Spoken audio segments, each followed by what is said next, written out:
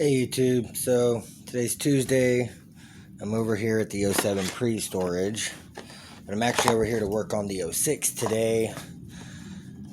So over the weekend, I went out to the salvage yard to go get that engine and transmission for my mom's Grand Am.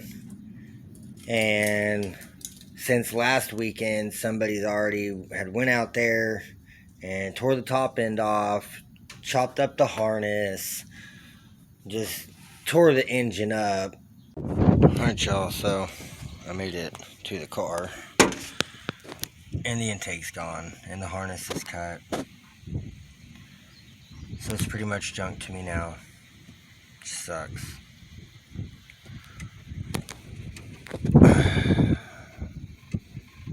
It's always my luck. And it really pissed me off because a lot of the shit that they had taken off was just laying next to the car. Like, pretty much all of it. So it's like somebody went out there and tore the engine apart and then didn't even buy nothing. So it kind of pissed me off.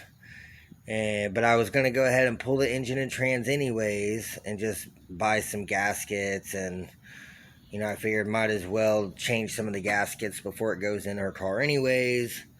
So then I started pulling the trans cooler lines and everything off, and the transmission fluid was just black and it smelled really burnt.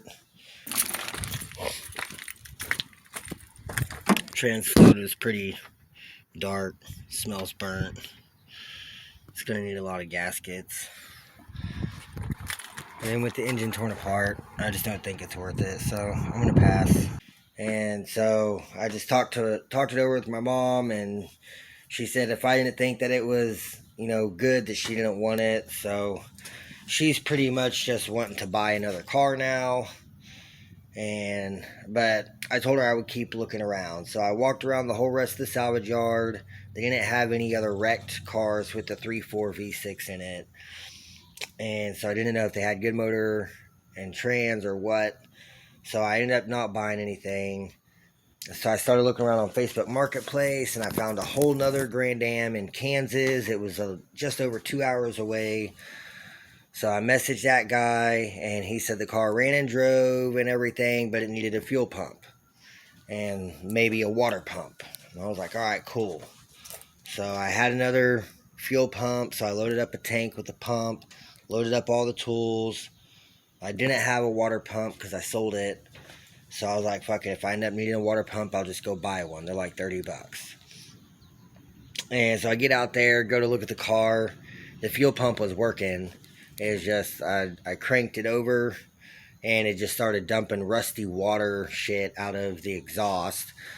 And someone had cut off the catalytic converter, so there was no cap. And I was like, yeah, this engine's junk. So drove 2 hours out there to look at the car for 5 minutes to find out the engine's junk. So I had to drive back 2 hours. And then on the drive back, the Prix kept dying. And so I've already replaced the gas pedal like a year ago. It's got a brand new one. And this engine, the throttle body looks brand spanking new. It's super clean. And so I just kept, I got the car back, but then it kept dying and kept dying and kept dying. And it finally threw a code, and it said MAF correlation. And I forget what the code was. But then it said the cause was the crankshaft position sensor down there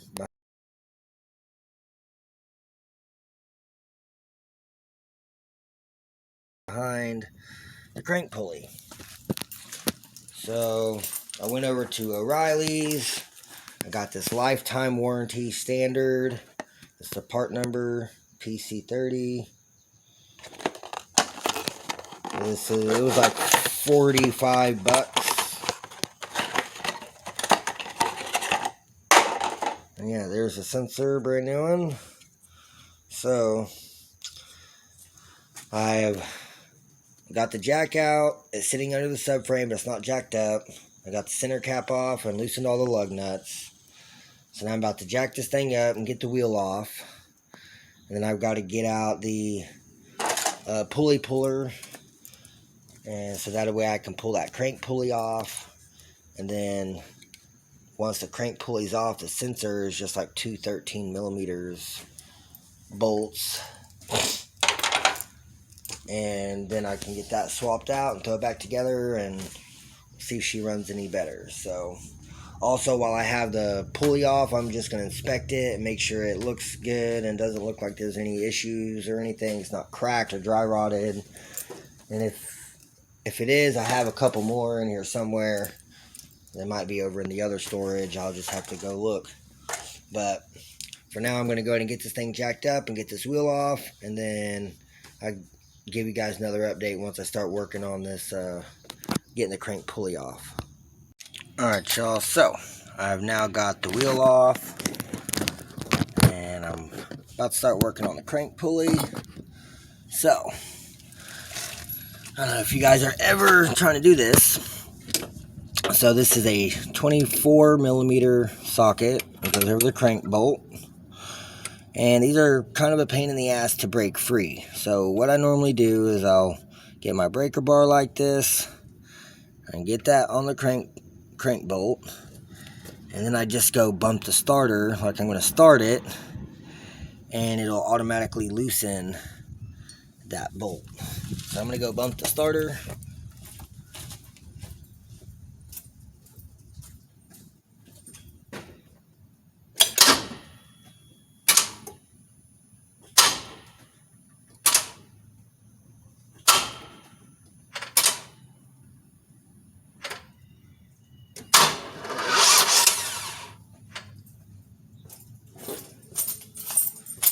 Thing's on there pretty tight. Okay, so let me go up with it a little. Oh, it got it free. Awesome.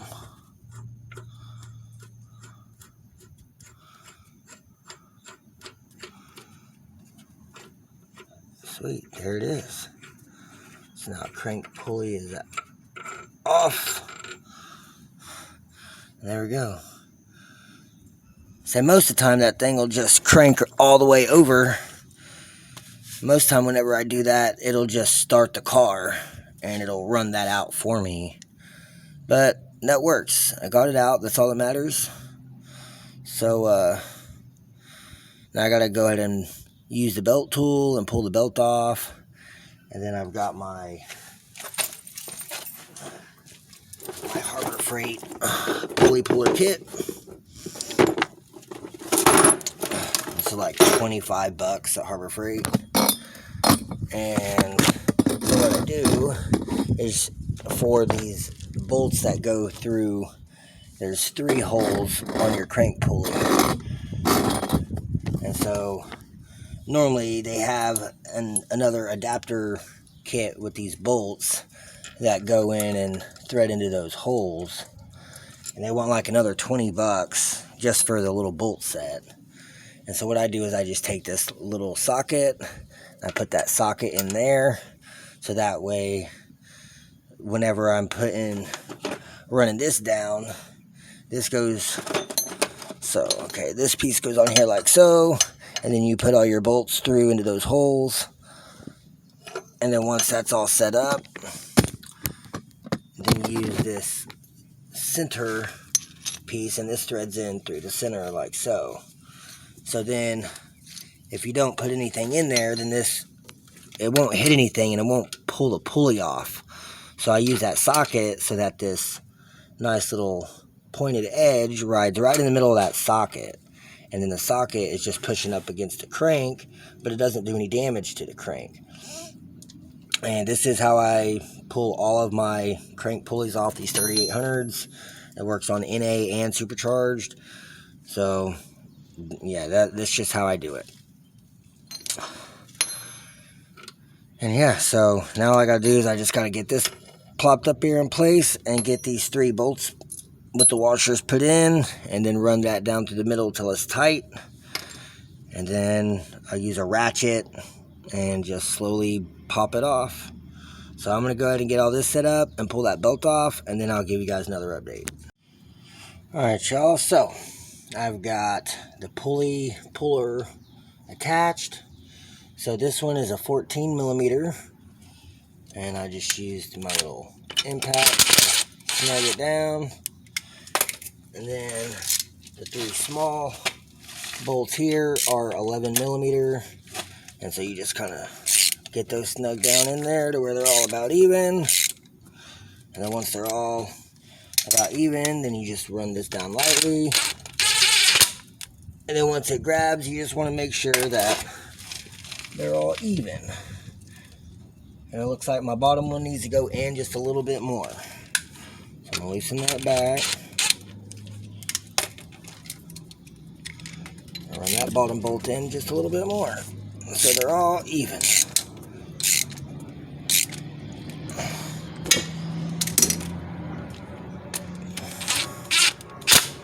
Alright.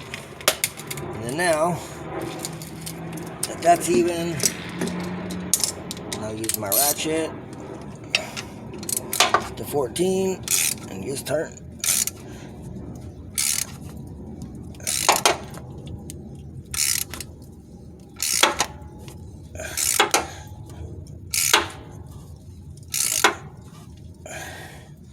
So I've used my impact for this before also. It will also work.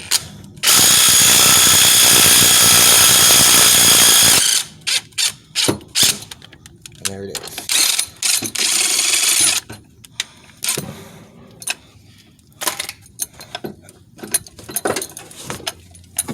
Now, crank pulley's off.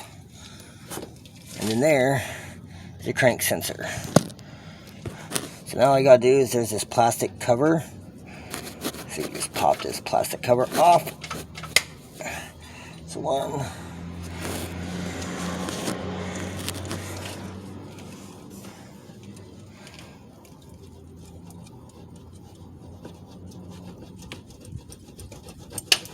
There's 2. There's one more on the top side over here. I've got to unplug that sensor. I'm gonna use a little orange pick. Got these from Harbor Freight also for like $2. Maybe it was $1. I don't even remember. They were really cheap though. And they work great. And they come in handy all the fucking time.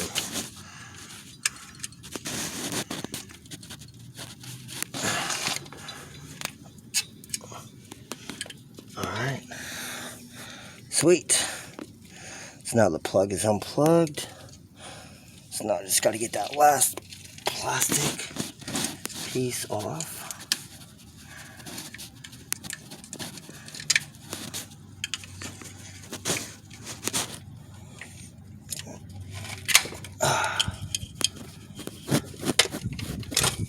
There we go. There's that piece.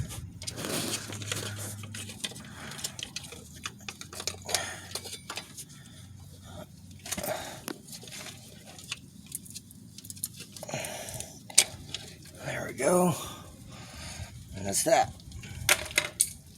So now, if you look up in there, we got 2 13 millimeter bolts that hold that crank sensor in place. So now I've just got to grab my 13 millimeter, zip those both out, and then crank sensor is off. So I'm going to go ahead and grab the 13 and a ratchet and get the top one, and probably just pull the bottom one out with the impact since I can get to it, and get this sensor pulled off, and then we'll get the new one put back on and put it back together. And then also, yeah, once you get the pulley off, you just pull your socket out, and that's good. No damage. Everything's 100% still. So you just need to get these 2 bolts here off, these 2 13s, and that sensor will come right off. So y'all give me a minute and I'll give you guys another update. Alright y'all, and just like that, she out. So the part doesn't really look super duper old, but it is kind of dirty. And the check engine light said this was the cause, so I'm gonna grab my new one.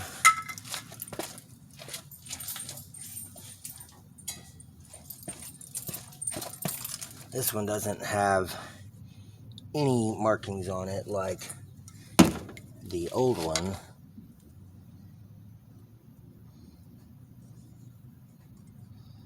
But look exactly the same, so that one's off, and now this one goes back on. And if you look on here, there's a little dowel pin right there. And then if you look on the back side of the sensor, there's a hole. That dowel pin goes right in that hole that's in the middle whenever we put this back together. So, just something for you guys to know. That's how you line her up. There she goes. You just take your bottom bolt, start it. Take your top bolt, start it. You want to get both of them started before you tighten them down. And you don't want to put a lot of torque on these because these are plastic. They can break. A brand new $50 sensor is not something you want to break.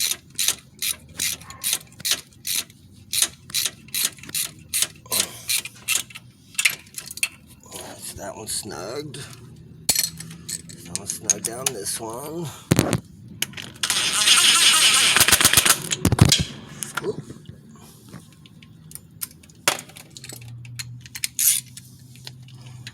Get that nice and tight. Alright. Get the top one nice and tight.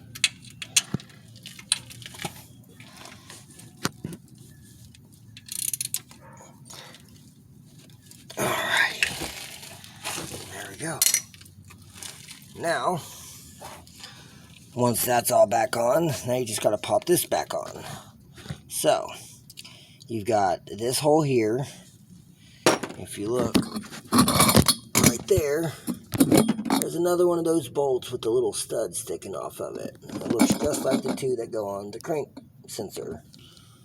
And they have that little stud. So, you've got those three studs, and you've got this hole on this side, and these two holes on this side.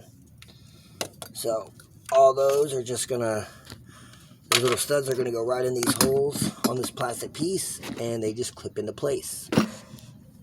Then once it's clipped into place, on the top side of this plastic piece, it's got this little channel right there. There is a wire that's for the cam sensor.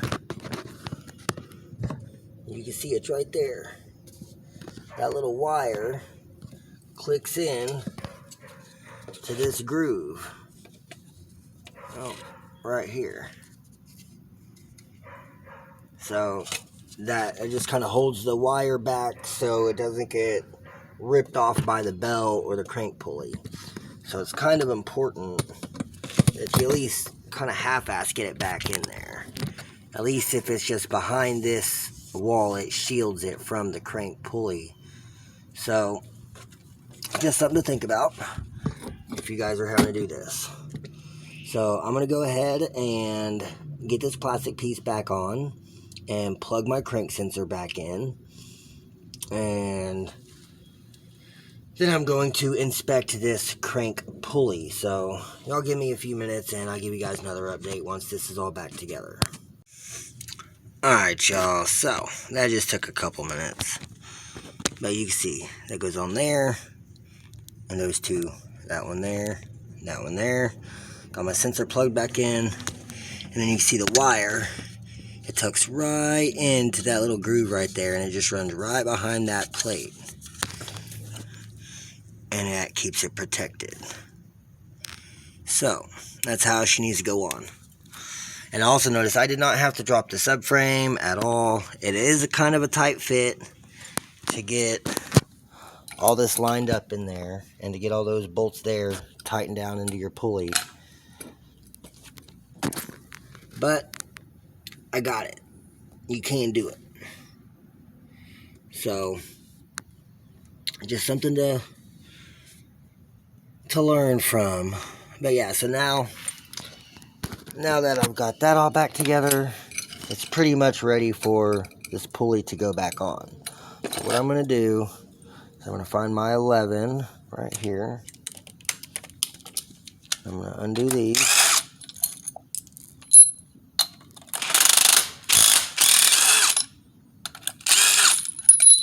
Alright. So now I've got my crank pulley. Crank pulley looks decent. It is kind of hot.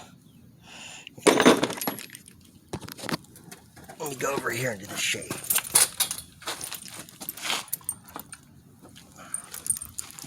Okay. So, crank pulley looks pretty decent. I don't see any cracks or dry rotting in it. It's metal in the middle, metal on the outside, or metal on the inside, metal on the outside, and in between is just rubber. And that's what holds your pulley together. And these pulleys, they can crack and dry rot, and they will break in this area, in this rubber section. And if that ever happens, this is bolted to your engine. So this part that holds the belt will just fly off. And I've had it happen. It happened on my mom's car. And it's happened on a couple of my cars.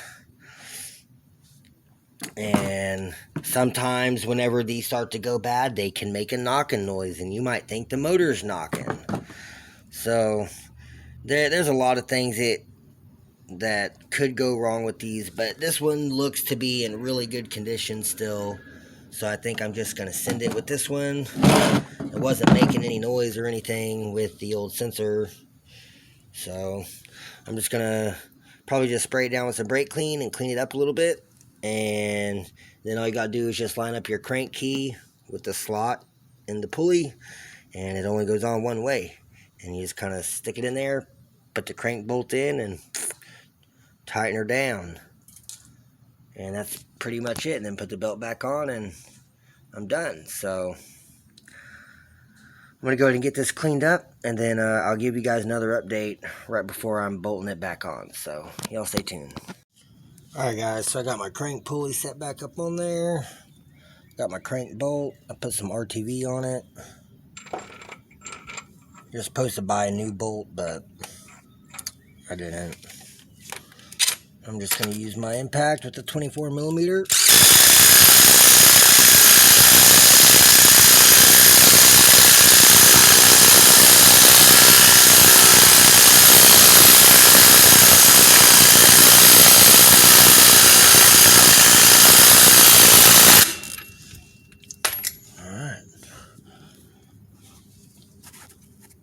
On there, nice and tight. So now I can put the belt back on and start her up, make sure we got no leaks, and be good to go. So I'm gonna get this belt put back on and I'll give you guys another update. Alright y'all, so I got the belt back on. Everything's nice and straight. Everything looks great. So I'm about to go turn this thing over and make sure she fires up and runs before I put the wheel back on. So I'm going to put y'all back on the stand over here. Y'all over there. Alright.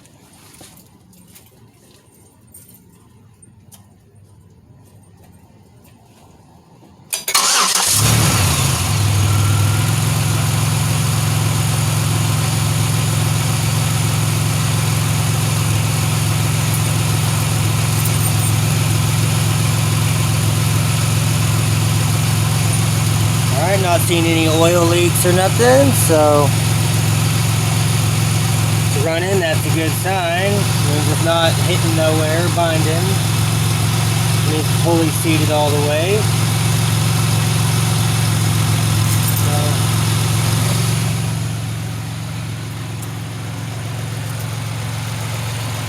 too smooth. Alright, so now I get to pick up all the tools and put the wheel back on and get it off the jack. And now I can drive this thing around and see if it'll die anymore. So I'm going to go ahead and kill the car real quick.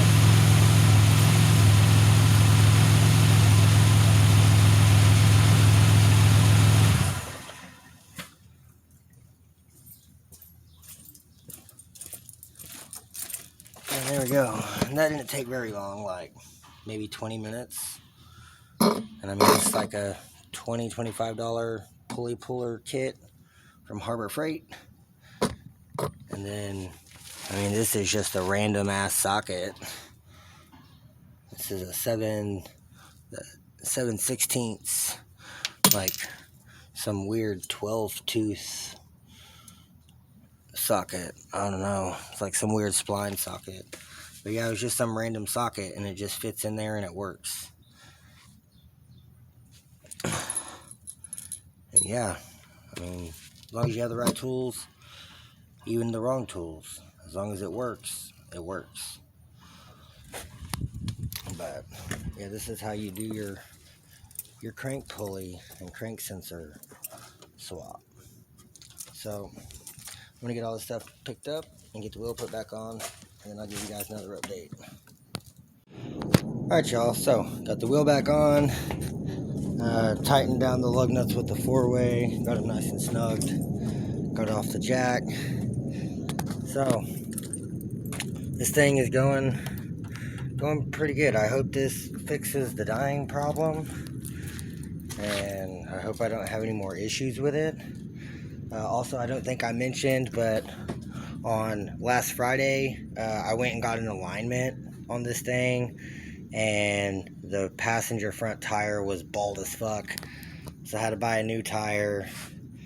So now I've got one brand new tire on this passenger front. The wheel's straight now, the car drives straight, and yeah, I can't be happier with it. So now, as long as this crank sensor keeps it from dying, then I shouldn't have any more major issues with the car. It does still creak a little bit when I turn, but not as bad as it was before I got the alignment done. So I'm pretty sure it's the struts, so I'm just going to order 4 brand new struts. They're like $130 for the front and $130 for the rears, for a pair. So it's about $250, $260 plus tax, somewhere in there for all 4. So not bad. It's cheaper than the KYBs. They're like $100 a piece. So it'll save me over $100, and I'll get all 4 struts for it, and that way all 4 can be new. I shouldn't have to worry about anything else on the car. So hopefully this thing will just run and drive and last me a while, and this can just be my daily beater. But yeah, so that's the video on changing your crank sensor, or if you just need to change the crank pulley, and that will also work for you. Update on this, I know I'm probably going to get over here in the next couple of days and start working on this thing. I still am working on my mom's car, trying to get something figured out for her, and I might even have to go do the same thing on her car that I just did here on her Grand Dam, and just change her crank sensor again and just see if that fixes the issue. And if it does, then great, she'll have her car back and I don't have to pull the motor transmission. But I don't know, I'm just kind of at a loss with it for her car. But yeah, here sometime in the next few days I'll get over here and I'll start working on this thing, and I'm gonna have to do the same thing. I gotta pull that crank pulley off and the crank sensor, and pull the alternator bracket and get that timing cover off. And like I said, I'm probably just gonna drop the subframe back down on this cart and lift the car up some until I can just get to it over there. And then whenever I can just get to it, then And then I'll go ahead and pull all that stuff off. And then once I get it back together, after I fix the timing, then I'll just lower the car back down and bolt it back in. And I mean, I'm still going to have to drain the radiator and disconnect the hoses and the harness. But it's alright. At least I don't have to tear the whole damn thing apart. I don't think. Now, if I fix the timing and get it all back together, and it still sounds like it doesn't have compression, then I probably bent some valves. So that is a possibility. So I guess if that does end up happening, and then I'll have to get on ZZP and I'll order some stainless valves, because that'll probably be cheaper and easier. Because if I take the valves out of those heads, then I'm still gonna have to buy more to put back in those heads for the Grand Am. So what I'll probably end up doing is, if any of these are bent, then I'll just buy some stainless ones from ZZP, take these back to the machine shop, have it all done up and gone through again, and put it back together. But that's just if. So I think that's going to be it for this video. And so if you liked the video, leave me a like. If you learned something from the video, consider subscribing. And hit that bell notification so you guys don't miss out on the future videos of me tearing this thing back apart. So, like I said, that's going to be it for this one. So y'all have a good day, and I'll catch you guys on the next one.